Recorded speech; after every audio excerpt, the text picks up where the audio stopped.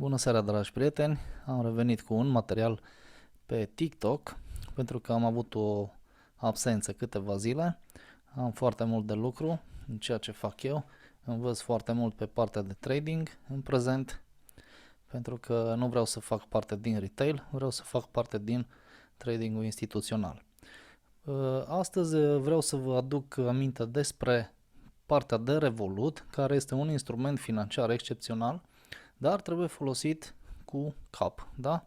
Eu îl folosesc pentru exchange în special când am variante de trimis bani dintr-o bancă normală de stat într-o bancă de cripto sau un exchange cripto, cum îl numesc unii, da? De exemplu, dacă vreau să trimit lei în Binance, pur și simplu îi absorb în Revolut, unde fac exchange într-o secundă, îi schimb în euro și mi duc în Binance. Acolo mi schimb în USDT, adică în dolari criptați, și îmi fac treaba pe partea de business online. Cam asta este circuitul banilor mei, pentru că nu vreau să lucrez cu bănci românești și să-mi țin economiile în bănci românești, care vor fi afectate de recesiune. Mai mult decât atât, recomandarea mea este ca pe Revolut să vă faceți card Visa și nu Mastercard pentru a comunica cu instrumentele inteligente de ultimă generație. Ok? Pentru că dacă aveți cardul Revolut Mastercard, există conflicte între Revolut și Binance, de exemplu, în cazul în care nu aveți un card Visa. Foarte important. Mai mult decât atât, Revolut își lansează criptomoneda care se va numi RevCoin, da? Este o monedă care vine în întâmpinarea pieței cripto.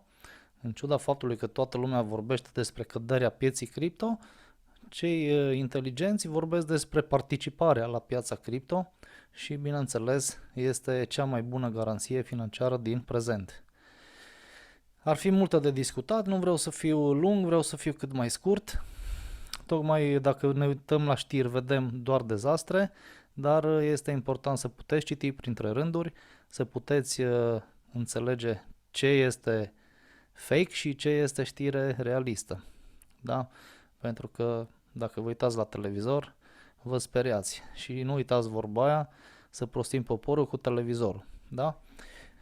Trebuie să ieșiți din gândirea de masă, pentru că asta vor guvernele. Guvernele vor ca lumea să gândească într-o singură direcție, da? Toți la fel, să muncim, să fim eficienți pentru stat și nu pentru noi, bineînțeles. Recomandarea mea, dacă nu aveți și nu ați descoperit Revolut, faceți-vă cât mai repede Revolut.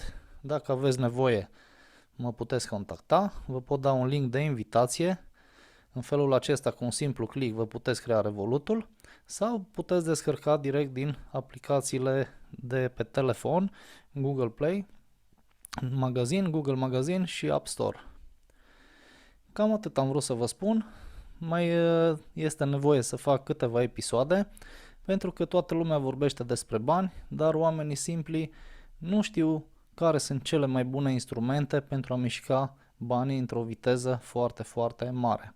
Eu vă recomand, faceți-vă Revolut, pentru că este ceva intermediar între cardurile și aplicațiile și băncile de stat și băncile și exchange-urile cripto.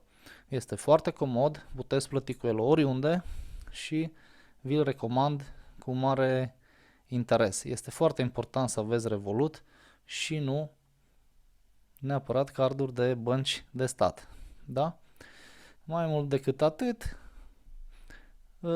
cine scoate banii din bănci nu va rezolva problema, pentru că recesiunea care urmează va afecta toate finanțele fiat. Deci banii fiat clar vor fi afectați, adică nu ai nicio soluție că scoți banii din bancă și ții la saltea, pentru că dacă îi ții prea mult când va începe recesiunea în America, îți vei cumpăra 2 sticle de cola sau 2 pâini cu ei și atunci treaba asta este ceva inutil, este o gândire a oamenilor săraci care cred că asta este soluția. Soluția nu este asta, soluția este să puneți banii la treabă în investiții profitabile. Vă mulțumesc pentru atenție, mă scuzați pentru bâlbâieli și vă aștept atât pe canalul meu de YouTube, cât și pe canalul meu de TikTok. Vă mulțumesc pentru atenție, la revedere!